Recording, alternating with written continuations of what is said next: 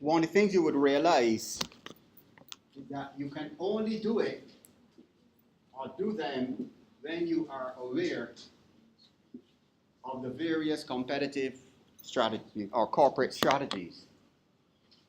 So for the aggressive quadrant, if the company falls within the aggressive quadrant, it proposes backward integration, horizontal integration, forward integration. It also proposes market development, product development, etc., and the diversification strategies which could be related and unrelated. If it falls in the competitive quadrant, you have the same integration strategies and the intensive strategies of market development, etc. If it falls in the conservative quadrant, you have, again, market development, product development, etc., and diversification, but related diversification. And then if it falls within the defensive, it suggests retrenchment, liquidation, etc. In the GrandStrategy, they're similar structure, but the options might vary a bit.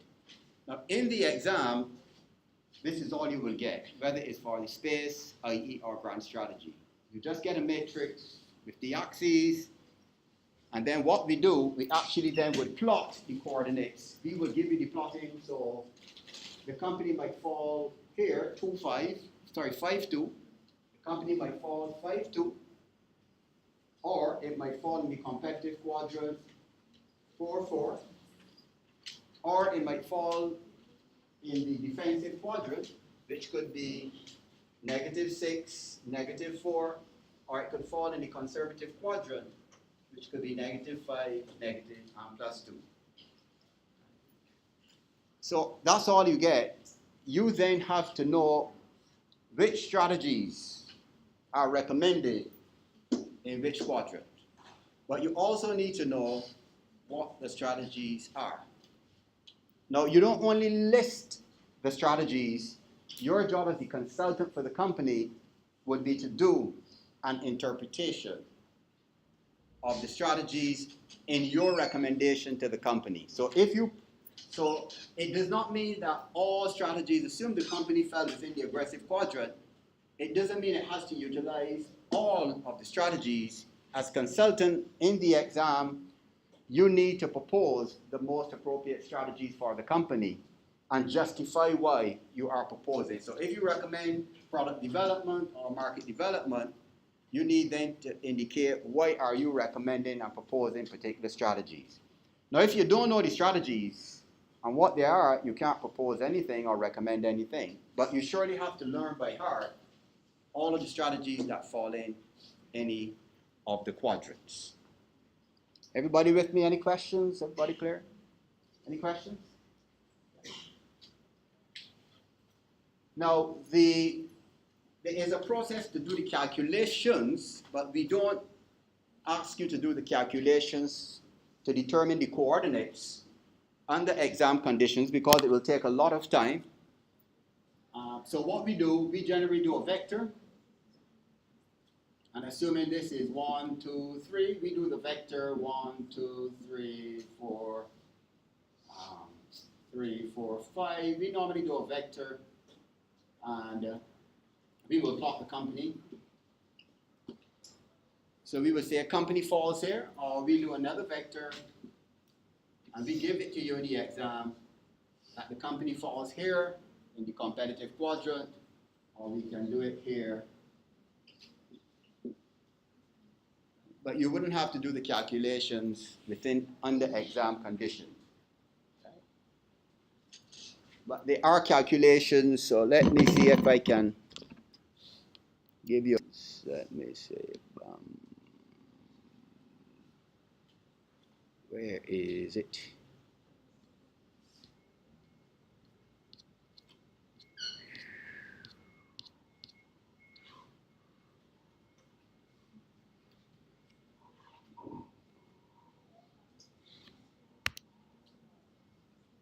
Right, this is it here.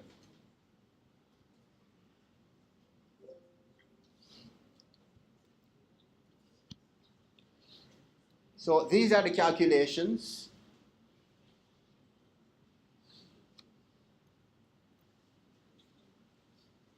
So you have the stability position, financial position, competitive position, industry position, and you will see the same factors that we listed. Remember, we listed a whole set of factors on the internal dimensions and the external. Remember that? So what happens then, there is a rating that has to be given for each of those factors. You give a rating to each of those factors on a scale of 1 to 5. And remember, some are on the negative axis, some are on the positive axis. So at the bottom here, it shows you how to calculate the coordinates.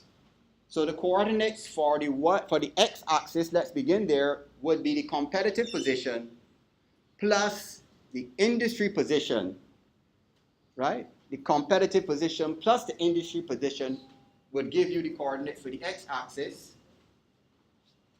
I think that's 0.8. And then for the y-axis, to calculate the coordinate for the y-axis, this is financial position plus the environmental stability, and 3.8 plus negative 3.4 is 0.4.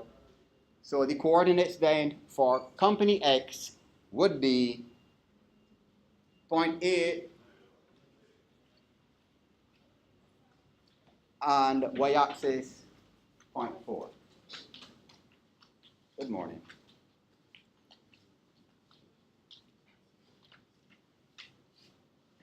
But as I said, we do not give you these calculations under exam conditions, but I've just shown you that the formula that is utilized and the interpretation, so that if you are interpreting the industry position, these are some of the things you would need to pay attention to. Growth potential, financial stability, profitability, etc. If you are speaking about the competitive position for the company, it is talking about market share, product quality, customer loyalty, and as we said earlier, the kind of things that you would find within the CPM.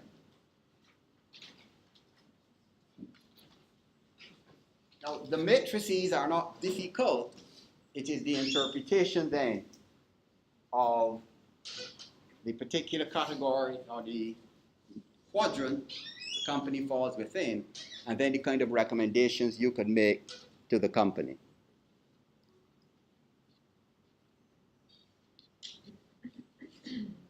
Now, the GrandStrategy matrix is a similar tool. It is a similar.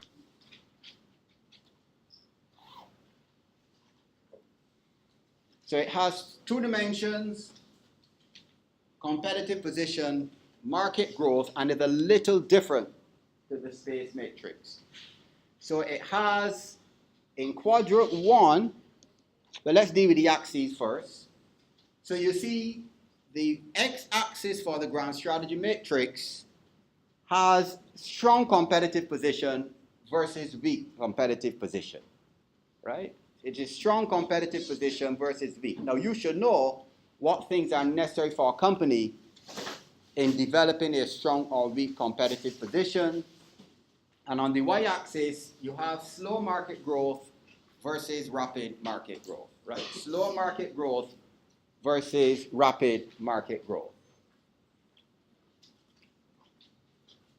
So same issue with the axes, and these numbers are not, the numbering of the items are not necessarily axes, but if they were the numberings for the axes, the same thing applies, that this would be in a positive, and the weak competitive position would be in the negative, and on the y-axis, this would be in the negative, and for the more rapid market growth would be in the positive. And the same thing applies. The bigger negative number is really in a weaker position. The more you get to 0 from the negative number, it's a stronger position, right? But they said some students every year get these things mixed up. So in the exam, similar to the space matrix, you get a blank matrix. All it says quadrant 1, quadrant 2, quadrant 3, quadrant 4. And again, we do the vector that tells you where the company falls. So the company could fall in the quadrant 4, it could fall in quadrant 2. And similar to the space matrix, you could have a company, if we look at quadrant 4, that is number 5 is plus 5 versus negative 3. Right? Plus 5 versus negative 3. So what does that tell you? A company that is plus 5, negative 3. What does it tell you about the company?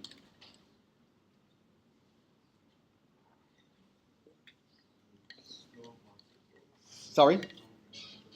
It has? It says slow market growth with a very strong competitive position. Crystal, do you agree? Ms. Bola, do you agree? You weren't listening? Everybody agree? So what does that tell you? You see, because under exam conditions, you don't just say slow market growth and strong competitive position. You need to analyze it. So what does that mean for you? What does that mean for you? Strong competitive position, slow market growth. What is that telling you?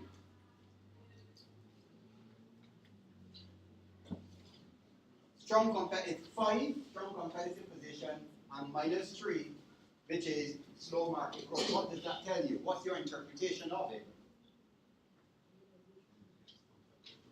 Let's say you're going to use them. Sorry? It's well established, so what else about it? What are those? A competitive bribery? Not necessarily, yes.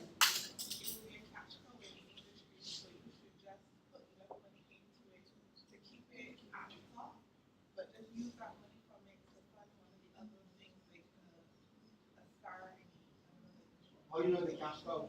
Because it's like property market with its slow growth, that is not going to get any. But it doesn't mean you're not going to be seeking metric. But because in a strong competitive position doesn't need the cash flow. Why not? Why not? Sorry? No, but I'm saying that her argument is because it's in a strong competitive position, it needs the cash flow. But I'm saying why does not necessarily have to do that? Look here in the back here. Yeah. Why it doesn't have to be that? Because it's in a strong competitive position, it has to be a cash flow.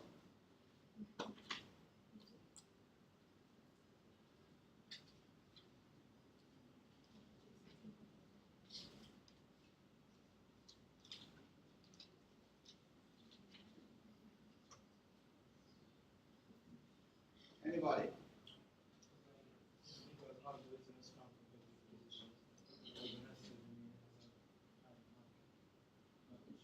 Yeah.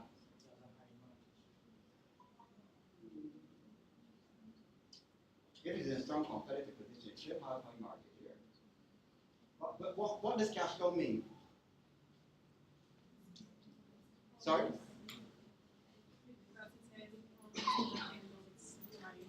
So what is a cash cow? When you say somebody is a cash cow, that it's bringing in money regularly, cash.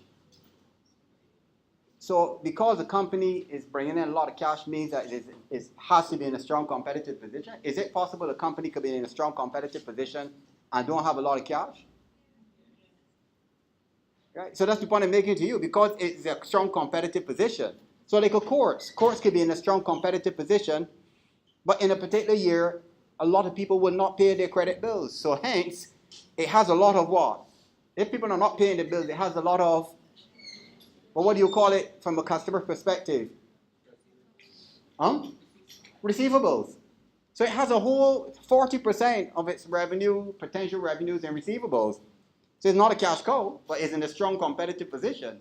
The challenge is to get people to pay their bills, you see? So a cash cow means the company is bringing in a lot of money. So don't make, I understand the point you're making, but it does not necessarily mean it is that, you see? So again, folks, They are different tools. So don't get the BCG matrix mixed up with a GrandStrategy or space. A BCG matrix has its own language. So once you start to talk about the star and the cash cow, you're talking about the BCG matrix. Right? So this question is not, so this is not about the BCG matrix, this is about the GrandStrategy or the space. Yes? Seeing that the project business has slow market growth, Yes. could it be that the market is, the treasury market is already consumed and you need to invest in a market? Right. So when you say consume, what's the language of marketing? Saturated. So once it's saturated, what happens then? You remember the life cycle. You all remember this product life cycle?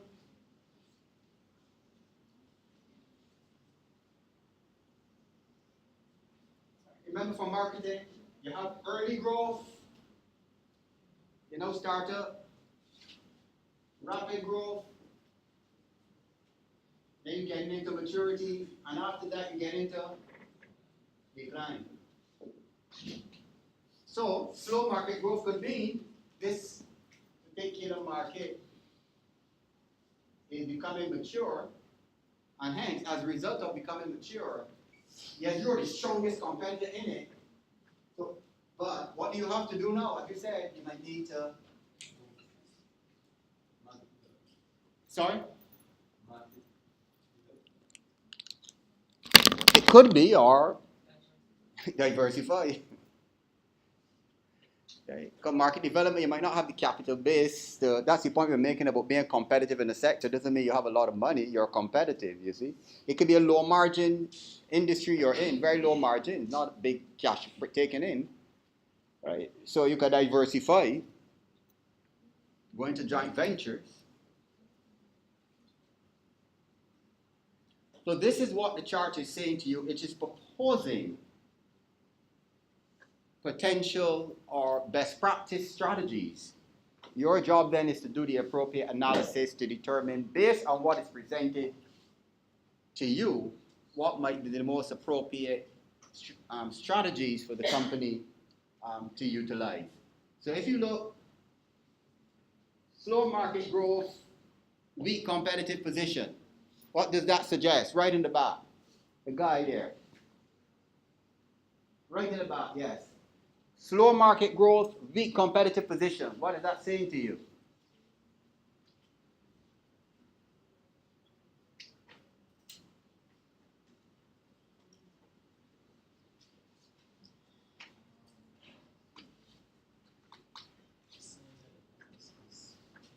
That the business? Right, business is failing. And what would help you understand about the weak competitive position? You see, because what happens now, folks, get a space matrix. I close that other thing. Right, if you get a space matrix, we will give you these tables. So this is not the table for this company. But if you look at competitive position, this actually tells you how the company is doing in the competitive environment. Its competitive position. So it tells you about its market share.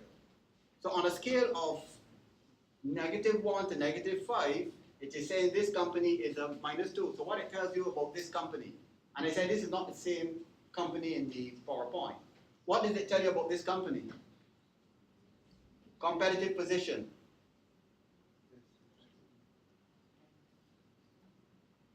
Sorry?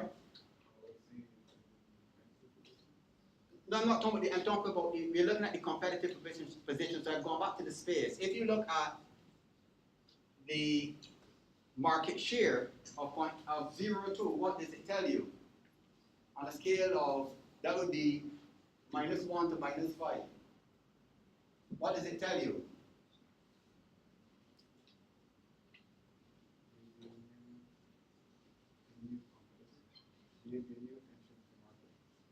No. This is competitive position.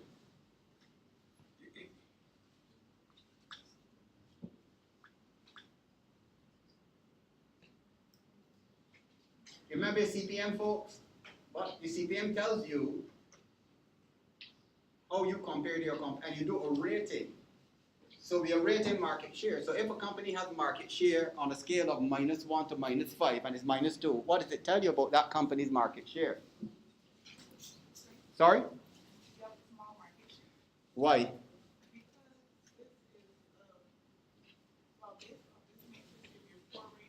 No, but I said I switch back to the space matrix. I've gone now back to the space matrix. This is not the grand strategy. Remember what you said about which is greater, -2 or -5? So if the company is rated on a scale of -1 to -5 and is -2, what does it tell you about its market share? Huh?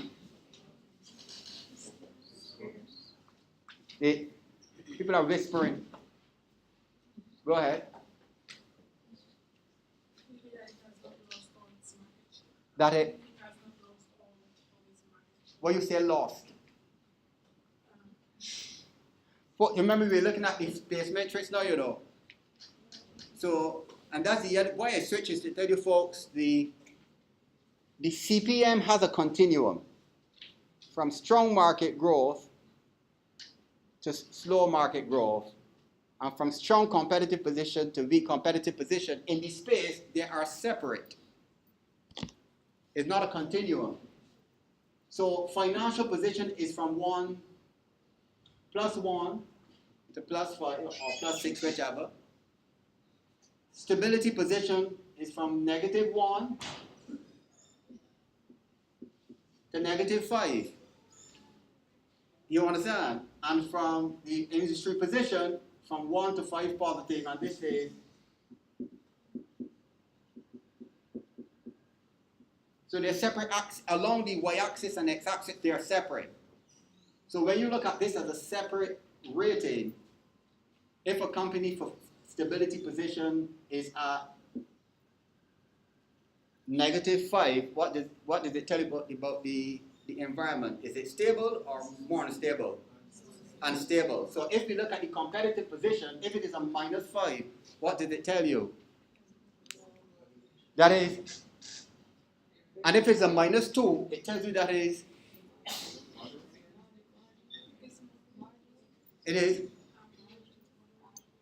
well, it can't be average. On 1 to 5, what would be average? So this is 2, so it's really, so is it better or worse off? It's better, right? Yeah. So its competitive position is pretty good. So the point I'm saying, folks, you've got to be careful with the space and the grand strategy. Don't get mixed up with the negative numbers because this is at the negative side of the y-axis, but you focus on the numbers. A -1 means this company is in a very strong competitive position. That's what it means with the -1. A -1 for stability position, environmental stability means it's a pretty stable environment. -5 suggests it is an unstable environment. Right? So you've got to switch between that and the grand strategy, which has a continuum. So it goes from slow market growth to strong. So the continuum spans across the whole y-axis for the market growth, but for the competitive position, it again expands across the whole x-axis. Everybody understand what we're saying here? So the same thing happens for the competitive position. A competitive position of -6, right, means that it is much weaker than a company that is -1. But it's still in a weak competitive position. Once it crosses from 0 into 1, it means the company, it is in a strong but different degrees of strength for the company. So what we are saying, if it is a -5 in terms of market growth, right? Slow market growth, -5 means this market, as we said, is really, it seems to be a maturing market, versus a 5, -5. So what would you suggest the company to do? It tells you here. What is it suggesting there? Liquidate means get out of business. Don't waste any time on it. Then it says try to diversify. Retrenchment, what are you trying to do with retrenchment? You're trying to, what are you doing with retrenchment? Right, you're trying to cut back on your staff. So let's put it in the context of value chain. How would you make the decision to get rid of staff? Put it in the context of value chain analysis. You have to retrench. What will help you to make the decision to retrench? Sorry? What about the operations? What will help you make the decision? But we said it's about retrenching staff. So I'm saying if you put it in the context of value chain analysis, what factors will help you to make that decision on which staff to retrench?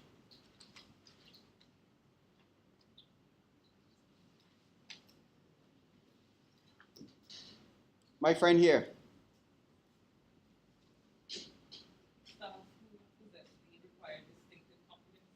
Yes, and what else? She said staff who have the required distinctive competencies. What else?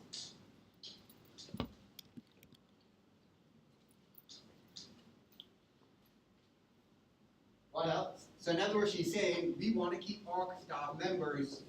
So why do you want to keep them? They want the distinctive competencies. Sorry? Because they help you to maintain your competitive advantage. So use a theoretical perspective or theory to argue what you're saying is correct. He said they would help to gain a competitive advantage. So use a theoretical perspective to justify your argument. Everybody said this morning, what happened? Somebody, theoretical perspective to support his argument. Excellent. Why the resource-based view? Because it suggests that the internal strengths are what is more important to give the company's competitive advantage. How is it linked to distinctive competencies, the resource-based view? Because they cannot be imitated, cannot be easily imitated, cannot be easily substituted, or cannot be easily,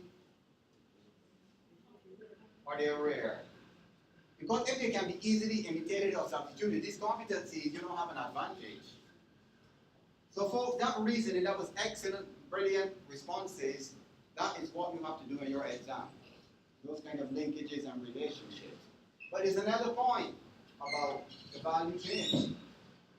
What else that is critical to the value chain once you make a decision, if you want to make a retrenchment decision? What else about it? What is the purpose of a value chain, folks? The purpose of the value chain is to manage costs. So the question is, how could value chain analysis help you to determine which staff you might want to retrench?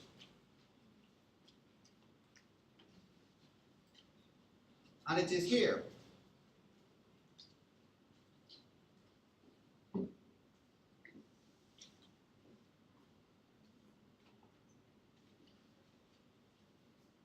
Which ones might be fixed versus variable costs?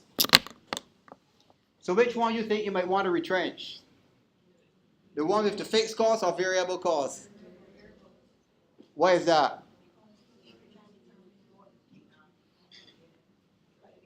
Because with the kind of contract they have are not really permanent contracts. They're paid on an hourly rate, and they generally might be more the medium skill to low skill. Right, so those in the variable costs, you know that is the danger ones, and you can better deal with those already paid, weekly paid workers.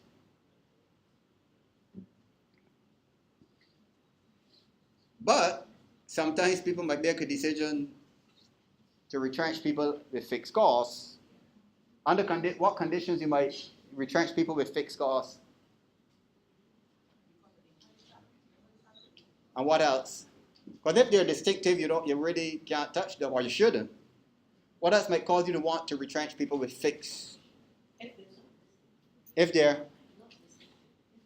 if they're not distinctive, and what else? The role they play is no longer significant. You're now going into a new strategy. Some new strategy that has made their jobs no longer as relevant as before.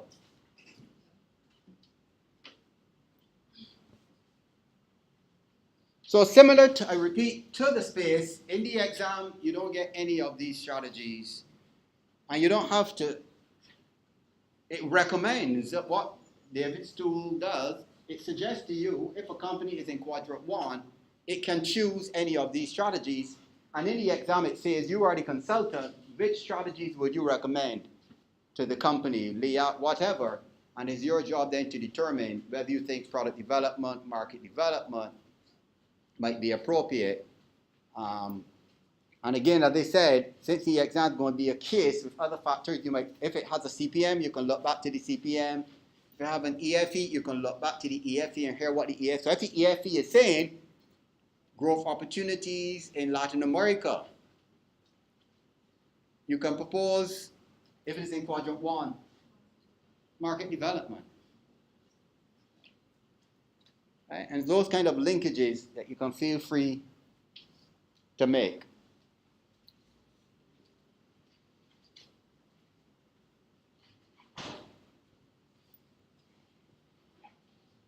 And if you have an IFE, and the IFE says that one of the issues it has, the EFE says one of the threats, the power of the suppliers who control the market, what could you recommend in quadrant 1? Backward integration. So folks, this is an example what I said at the beginning of the semester. The questions you have in the exam are not found in any text.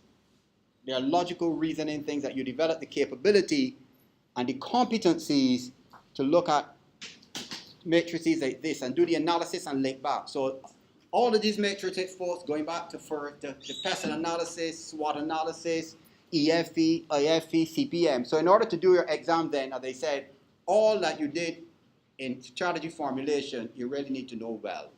You can't pick and choose. You really need to know all of these tools and techniques and concepts to use the matrices, and you will get either EFE, IFE, CPM, GrandStrategy space, IE matrices. I don't bring the BCG since you do that. You get that in your marketing courses. Value chain is one of those things that repeat that permeates your whole exam. Right? It permeates. You might get a question on value chain particularly or specifically, but the concepts will be required to help you make decisions about backward integration, forward integration, acquisition, retrenchment. Even when you're doing your financial ratio analysis, you can refer to value chain analysis. That's how permeating value chain analysis is. So if you say you didn't like it, you don't have a choice then to get to know it well. You don't necessarily have to like it, but you really need to know value chain analysis very, very, very, very well. Right? So for those who came late, what is going to happen from, well, started this week, because it's so hot, I'm going to take a break now. It's really, really too hot. But the sample I gave you of the financial ratio table, you can prepare it for next week. But from now on, every week we come, I might bring a sample of an EFE, sample of a space matrix, sample of a GrandStrategy matrix, sample of a CPM, sample of financial ratios, and I give you copies and I say work together in groups to analyze, but we're just exam preparation now. We're not teaching anything new. We're still getting on implementation, right? So if you have not been reading and keeping pace with the concept, folks, you're in real trouble. All we do in class now, practice tutorials, we case presentations, and we practicing with the exam, using the tools, the techniques, IO, RVP, space matrix, the grants, going back to the EFE, CPM, and I take it that you know these concepts. Well, that's why I take it. All students know these concepts, and we're just doing our analysis every week to prepare you to really understand how to approach. And that's what I'm going to do now for the next 5 to 6 weeks, show you how to approach writing an example strategy, but how to conduct the appropriate analysis. We give you sample exam questions. We pull up some sample papers, and we go through these questions in detail. But the way it's going to benefit you folks, coming, looking, writing notes is a waste of time. Because the exam will be a whole different set of how we structure the questions. And so you really need to know and get involved in the discussions.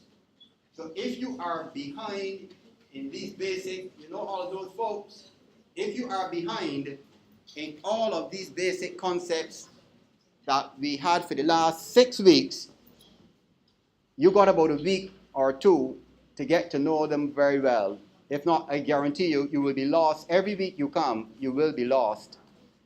And coming into the end of semester, you remain being lost. And reading the text not going to help you, because the best way to prepare is to be able to be interactive and getting involved in the discussions. You can look at that financial ratio table. That's one of the first things we'll do also next week now is the midterm break. So we meet again on week 8 after the midterm break. So what I'm going to do, I'm going to put up a couple more samples that we can actually look at. So for those who have midterms, I wish you the best in your midterms. And for those who have presentations for today, I'm sure you're going to do well. So we'll see you at 10.